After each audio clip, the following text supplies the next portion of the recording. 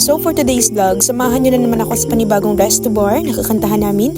Dito lang po yan sa GTA Lee Harden Resto Bar located at President Roxas. So sa gusto pong mag-chill kasama yung mga barkada nila is perfect na perfect po dito kasi meron po sila dito ang singer every Friday and Saturday, and of course open po sila dito araw-araw at nagsiserve rin po sila dito ng breakfast, lunch at dinner. Ayan, sulit na sulit po.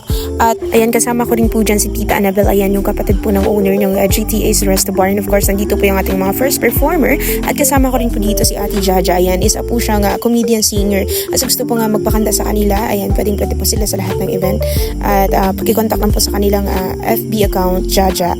Arita ka mo diri sa GTA. Soft opening diri. Yeah. Mga taga President Roxas, malapit ka mo diri kaya kami nang bahala sa inyo. Mabuhay!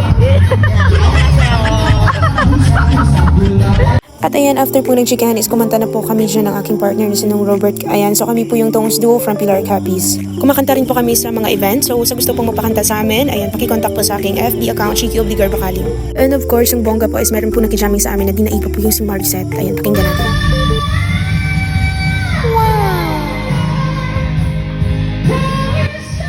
Ayan, kabahan ka na Maricet. And of course, ang ating next performer is sina Ate Jaja at si Ate Mamu. Ayan.